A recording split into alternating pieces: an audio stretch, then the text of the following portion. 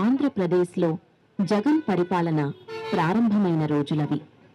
ఎన్నో హామీలిచ్చి అధికారంలోకి వచ్చిన ప్రభుత్వం. ఉద్యోగాల కోసం ఎదురుచూస్తున్న నిరుద్యోగ యువత, ముఖ్యంగా డిఎస్సి, గ్రూప్ 1 నోటిఫికేషన్ల కోసం ఆశగా ఎదురుచూస్తున్నారు. చివరకు తమ సమస్య చెప్పుకోవడానికి ప్రభుత్వ పెద్దల దగ్గరకు వెళ్తారు.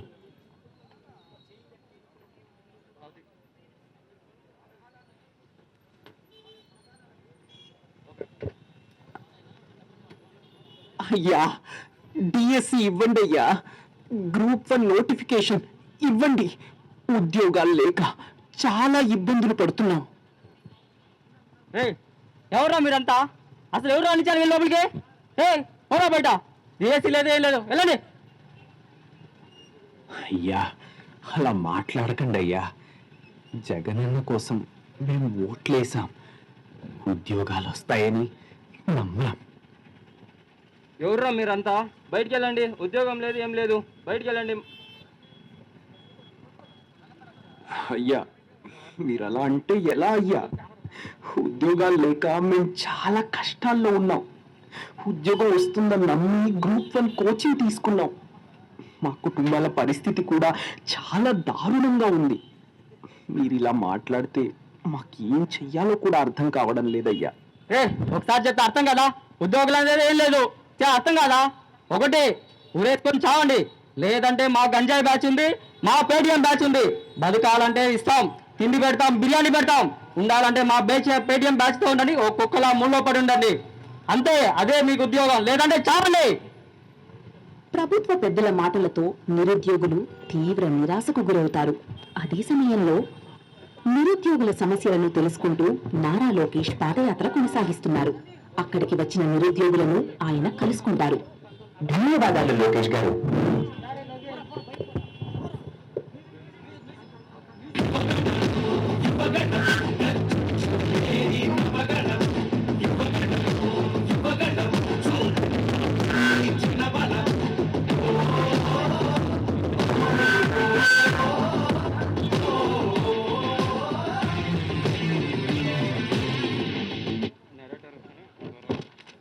సమస్య మాకు అర్థమైంది. ఉద్యోగాల కోసం మీరు పడుతున్న కష్టాలు మాకు అర్థమవుతున్నాయి. మీకు మన ప్రభుత్వం అధికారంలోకి వచ్చిన వెంటనే మీకు ఉద్యోగాలు భర్తీ చేసేకి మేము అవకాశం కల్పిస్తామని చెప్పి ఈ యువగలం పాదయాత్ర సాక్షిగా నేను మీ అందరికీ హామీ ఇస్తున్నాను. కాలం మారింది, ప్రభుత్వం మారింది. టీడీపీ కూటమి ప్రభుత్వం అధికారంలోకి వచ్చింది. ముఖ్యమంత్రిగా చంద్రబాబు నాయుడు బాధ్యతలు స్వీకరించారు.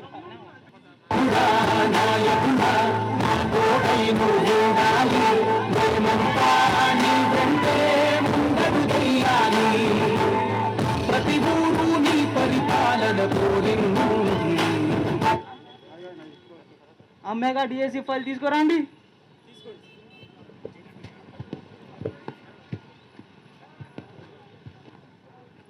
ఉద్యోగాల కోసం ఎదురు చూసిన యువతులకు ఇది మన ప్రభుత్వం ఇచ్చే మాట. దీని మీద ఈ మెగా డిఎస్సి మీద నేను తొలి సంతకం చేస్తున్నానని తెలియజేస్తున్నాను. మెగా డిఎస్సిలో తొలి సంతకం చేశాను అని చెప్పేసి తెలియజేస్తున్నాను.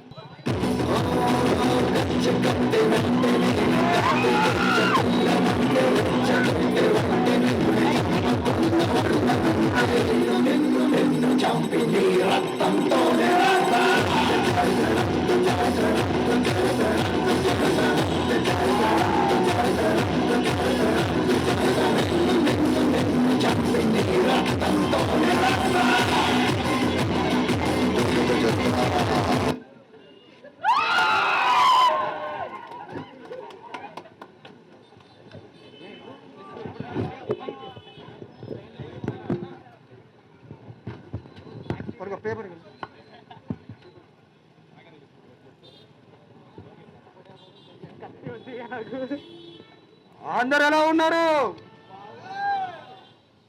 అక్కలకు చెల్లెలకు అందరు కూడా చెప్తా ఉన్నాం. కరుణాకర్ రెడ్డి గారు స్టేజ్ మీదకి రావాలండి.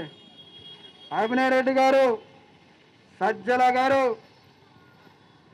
మీరేం చేస్తారో నాకు తెలీదు. మెగా డిఎస్సిని వెంటనే ఆపిచ్చే ప్రయత్నం చేయాలి. అన్నా నువ్వేం భయపడకన్నా, మొత్తం మేము చూసుకుంటాం. అలాగే కోర్టుకి వెళ్తారో తెలీదు, ఇంకెక్కడికైనా వెళ్తారో మెగా డిఎస్సి ఆగిపోవాలి. అన్నా డిఎస్సి మీద 100 కాదు 200 కేసులైనా వేసి ఎలా అయినా ఈ డిఎస్సి జరగకుండా తప్పగా చూసే బాధ్యత మా గంజాయి బ్యాచ్ అన్నా. మీరు ప్రశాంతంగా బెంగళూరులో వెళ్ళి పబ్జి ఆడుకోండి అన్నా. ఖచ్చితంగా చెప్తా ఉన్నాం. మెగా డిఎస్సిని ఆపినప్పుడే తరువాత ప్రభుత్వం మాదనని చెప్తా ఉన్నా. ధన్యవాదాలు. జై జగన్, గంజాయి జగన్. హలో లాయర్ గారు, చెప్పండి సజ్జల గారు. డిఎస్సి ఆగిపోతుందని నమ్మిన జగన్ ప్రశాంతంగా నిద్రలోకి జారు. చెప్పండి సజ్జల గారు. డిఎస్సి ఆగిపోతుందని నమ్మిన జగన్ ప్రశాంతంగా నిద్రలోకి జారు. లాయర్ గారు మీరేం చేస్తారో నాకు తెలియదు. ఈ మెగా డిఎస్సి ఆగిపోవాలి. ఏం కేసు వేస్తారో నాకు తెలియదు. ఇద్దండి, ఎన్ని సూట్ కేసులు కావాలంటే అన్ని తీసుకోండి. కేసు మాత్రం మనమే గెలవాలి. సజ్జల గారు ఇట్స్ ఓకే సజ్జల గారు, డిఎస్సీనే కదా ఆపేద్దాం, ఏముందిలే. ఆపేసామంటే ఇలాంటివి 6 పంపిస్తాం. వెళ్ళి ముందు ఆ పని చూడండి. అలాగే సజ్జల గారు. ఎవరైనా కేసేసింది జడ్జి గారు డిఎస్సీని ఎలా అయినా ఆపేయాలని. యువతులకు ఉద్యోగాలు ఇచ్చే కార్యక్రమం జరుగుతా ఉంటే దాన్ని అడ్డుకోవడానికి ట్రై చేస్తారా? Case dismiss. జడ్జి గారు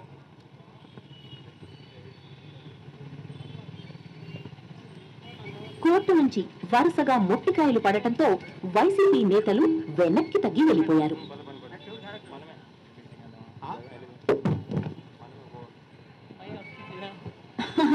ఒక్క సంవత్సరం గడిచింది, జగన్ గారు మాత్రం ఇంకా తన ప్రపంచంలోనే ఉన్నారు.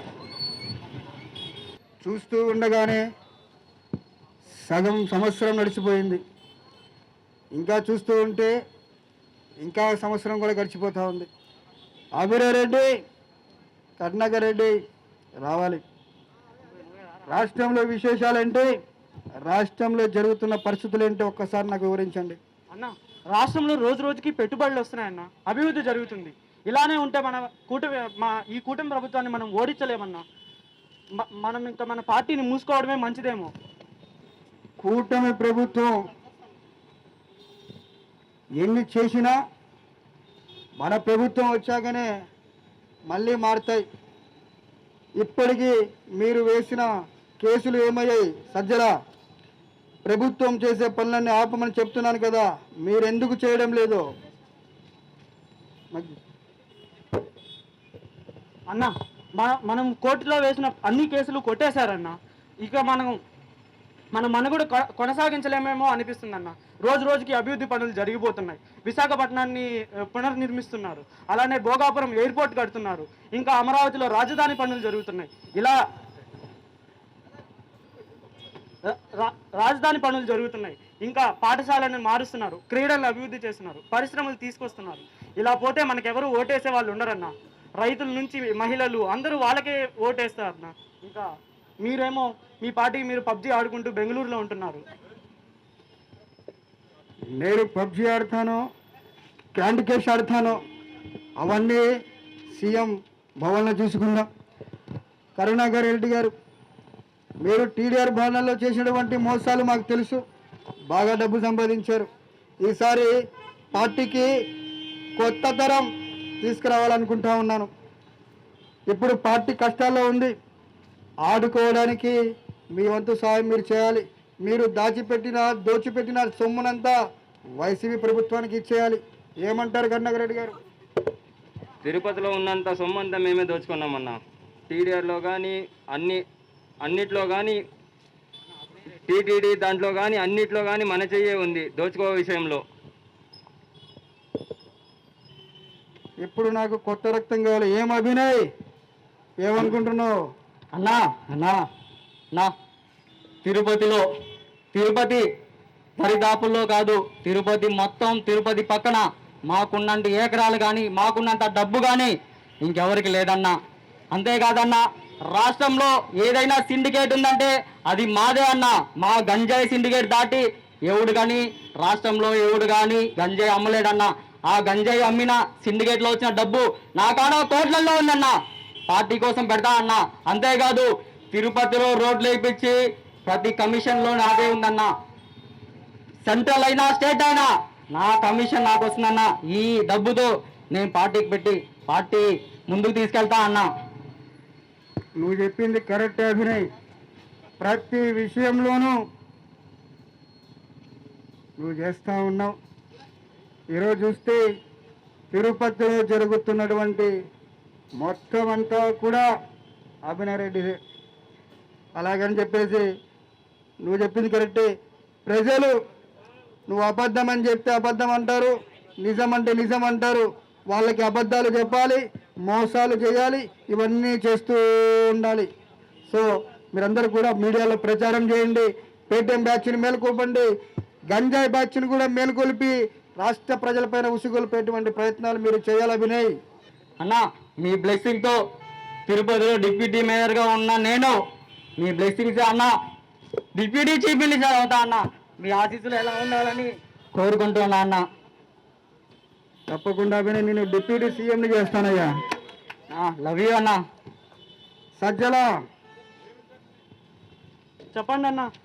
ఇంకా రాష్ట్రంలో మన గురించి ఏమనుకుంటా ఉన్నారు?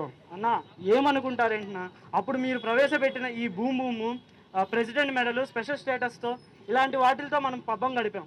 ఇప్పుడు మద్యం పాలసీలో మార్పులు తీసుకొచ్చారు. P4 పథకాన్ని తీసుకొచ్చి పేదల్ని అభివృద్ధి చేయాలని చూస్తున్నారు. మహిళలకి డ్వాక్రా రుణాలు ఇస్తున్నారు. ఇలా చేస్తూ ఉంటే మహిళలు అందరూ వాళ్ళకే ఓట్లేస్తున్నారు. ఇంకా మీ ఇష్టం అన్న. అంత చేశాడా చంద్రబాబు నాయుడు? ఏ అభినయ్, నీ గంజాయి బ్యాచ్ ఏమైంది? గంజాయి బ్యాచ్ చలిదా అన్న? రాష్ట్రంలో కాదు దేశంలోనే నా పేటీఎం బ్యాచ్ గంజాయి బ్యాచ్ మించింది లేకుండా ఉండింది ఆయన. ఎప్పుడైతే ఈ కూటమి ప్రభుత్వం వచ్చిందో ఈ చంద్రబాబు నాయుడు గారు కానీ నారా లోకేష్ గారు కానీ 24 గంటలన్నా మన పేటీఎం బ్యాచ్ మీద గంజాయి బ్యాచ్ మీదే పెట్టారన్న. రాష్ట్రంలో ఎక్కడా కానీ గంజాయి తినడం కాదు గంజాయి బయటికి తీస్తేనే గజగజ అనుకుంటున్నారన్న. మన వాళ్ళంతా ఎక్కడ వెళ్ళిపోయారో తెలియదన్నా. ఒక్కరు లేరు. పక్క రాష్ట్రాల్లో వెతుకుతుంటే దొరకట్లేదన్నా. కానీ నాకు తెలిసి దేశం కూడా వదిలి వెళ్ళిపోయినట్టున్నారు. ఒకప్పుడు పోలీసులు వస్తే ఆ జీప్ సైరన్ అన్నా వచ్చేదన్నా. కానీ ఇప్పుడు ఈ డ్రోన్లు పంపిస్తున్నారన్న. అది ఎటువైపు నుంచి వస్తుందో తెలీదు, ఎలా వస్తుందో తెలియదు అన్న. వాటికి టైం లేదన్నా. ఈ పోలీస్ డిపార్ట్మెంట్ 24 గంటలు పనిచేసేది. కానీ ఈ డ్రోన్లు 24 కాదు 7/24 అన్న. 24 అవర్స్ జోన్లతో నిఘా పెడుతున్నారన్న. గజ వణిగిపోతున్నా అన్న. ఇంకా ఎక్కడ గంజాయి బ్యాచ్ అన్న. అంటే తిరుపతిలో గంజాయి అమ్మే కూడా పర్మిషన్ లేదంటారు? పర్మిషన్ కాదన్నా. తిరుపతి కాదు రాష్ట్రంలో ఎక్కడా కానీ గంజాయి చుక్క కనబడినా ఒక్కొక్కటి గజ వణికేలాగా చేస్తున్నారన్న. నీ మాటలు వింటా ఉంటే ఖచ్చితంగా చదువుకున్న వాళ్ళు, చదువు లేని వాళ్ళు, మహిళలు, విద్యార్థులు, యువత, నిరుద్యోగులు అందరూ కూడా ఈరోజు కూటమి ప్రభుత్వానికి సపోర్ట్ చేస్తూ ఉన్నారు. ఇప్పుడు చివరికి రైతులు కూడా కూటమి ప్రభుత్వానికి సపోర్ట్ చేస్తూ ఉన్నారు. నిజంగా నెక్స్ట్ పార్టీని తలుచుకుంటే భయమవుతా ఉంది. పార్టీ వస్తుందా అని చెప్పి భయమవుతా ఉంది. సజ్జల, ఇప్పుడు చెప్పు, నెక్స్ట్ ఏ కార్యక్రమాలు చేస్తే బాగుంటుంది? అన్న మీరు తొందరపడకండి అన్న. నేను మీకు ఏదో ఒక సలహా ఇస్తాను. మీరు వెళ్ళి ప్రశాంతంగా పడుకోండి. నువ్వు ముసలివాడు అయిపోయావు సజ్జల. నీ మాటలు, నీ సలహాలు విని నేను 11 సీట్లుగా పరిమితం అయిపోయాను. అన్న నేను ఉన్నాను కాబట్టి ఆ 11 అయినా వచ్చాయి. నువ్వే ఉండుంటే పులివెందులో డిపాజిట్ కూడా వచ్చేది కాదు. మనం ఏంటి సజ్జల ఇంత మాట అన్నావు? నేను ఈ రాజకీయాలు తప్పుకొని నేను PUBG ఆడుకుంటా అన్న. నేను కూడా ఆన్లైన్ ఉన్నా అన్న. అన్న రిక్వెస్ట్ అన్న యాక్సెప్ట్ చేయండి అన్న. PUBG అన్న. బ్యాక్ సైడ్ వెనకమాల వేస్తాడు అన్న. థ్యాంక్ యూ వెనకమాల రైట్. అభినయ్ రెడ్డి, నువ్వు అడుగునా ఈ కూటమి ప్రభుత్వానికి ఆటంకులు తీసుకురావాలని మొదటి రోజు నుంచి చెప్తా ఉన్నా. ఈరోజు DSC పేరుతో నేను చేయమన్నటువంటి పనులు నువ్వు చేయట్లేదు. ఈరోజు జంజీ పేరుతో రాష్ట్రంలో కార్యక్రమాలు చేస్తూ ఉన్నారు. ఇప్పుడు ఈ DSCని ఎలాగైనా తప్పుదో పట్టించి ఈ DSC ముందుకు పోకుండా చూసుకునే బాధ్యత నీకు అప్పగిస్తా ఉన్నాను. నువ్వు ఎలా చేస్తావు వినయ్? అన్న, ఒకప్పుడు తిరుపతిలో ఈ ఎస్పీ యూనివర్సిటీ లైబ్రరీ ముందు మన బ్యాచ్ ఉండేదన్న. పిలిస్తే పరిగెత్తుకొని వచ్చేవాళ్ళన్న. అంతేకన్నా తిరుపతిలో ప్రతి యూత, ప్రతి జంజీ నా వెనకాల ఉండేవాళ్ళు ఆయన.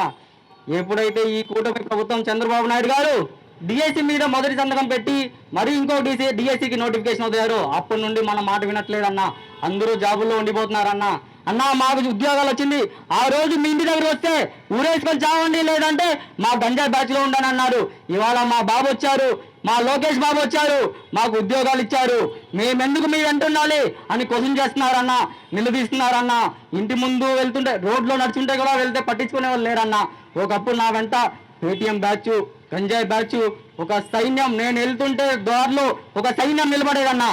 ఇప్పుడు నేను వెళ్తుంటే అసలు చాలా దారుణంగా ఉందన్న. కుక్కలు కూడా పరిస్థితి ఎక్కడో ఒక చోట పట్టుకొని డిఎస్సిని ఆపేయమని చెప్పాను. కనీసం స్పోర్ట్స్ కోటాలో ఆపలేని శక్తి ఈరోజు మీకు ఉండదు. అదే పులివెందలో అయితే ఈసారి చుక్కలు చూపించేవాడిని. మీకు చెప్పాను, కనీసం స్పోర్ట్స్ కోటాలో చూపించి డిఎస్సిని ఆపని చెప్పేసి, అది కూడా చేత కాలేదు మీకు. అన్న ఏది కూడా ఒకప్పుడు మన పార్టీ ఉన్నప్పుడు మన పార్టీ నాయకులు సైరు విసేయాలన్నా. ఇప్పుడు వాళ్ళ పార్టీలో అలా లేదన్నా. డైరెక్ట్గా ఆఫీసర్లు, ఐఏఎస్ ఆఫీసర్లే సవాల్ విస్తున్నారన్నా. చర్చకు మీరు సిద్ధమా, మేము సిద్ధం అంటున్నారన్నా. అసలు ఏ పొరపాటు లేకుండా మనం నిర్వహించామన్నా. మన లక్షల్లో జాబులు నిర్వహించాం, అందులో ఎన్నో తోటుపాట్లు. పార్టిసిపేషన్ చేసిన వాడికి జాబులు ఇచ్చాం, వాళ్ళు అలా కాదన్నా. సర్టిఫికేట్ ఉన్నవాడికే జాబ్ ఇచ్చారు, వీటి క్లెయిమ్తో మొహం మీద చూపిస్తున్నారన్నా. ఏ మొహం పెట్టుకొని వాళ్ళని అడగాలనిపిస్తుందన్నా. ఏదో అప్పటికి బురద చల్లుతున్నామన్నా. నువ్వు చెప్పింది నిజమే అభినయ్. మనము ప్రభుత్వము అధికారంలో ఉన్నప్పుడు చంద్రబాబు లాగా ఆలోచించి ఉంటే, నారా లోకేష్ మాదిరి ఆలోచించి ఉంటే ఖచ్చితంగా మన పార్టీ ముందుకు పోయేది. నేను సజ్జలను నమ్ముకొని ముందుకు వచ్చాను, కరుణాకరెడ్డి నమ్ము ముందుకు వచ్చాను. ఈరోజు రాజకీయంగా భూస్థాపితమైనాను. నా ప్రభుత్వం వచ్చిన తర్వాత మీరు ఆంధ్ర రాష్ట్రంలో కంటే బెంగళూరులోనే ఎక్కువ పబ్జీ ఆడుకుంటూ ఉన్నారన్న. మీరు అక్కడ ఉంటే ఇక్కడ ఇలా జరగకుండా ఇంకెలా ఉంటుందన్న? మొత్తం మీదే అన్న. ఈసారి ఖచ్చితంగా మనదే పార్టీ వస్తుంది. Thank you.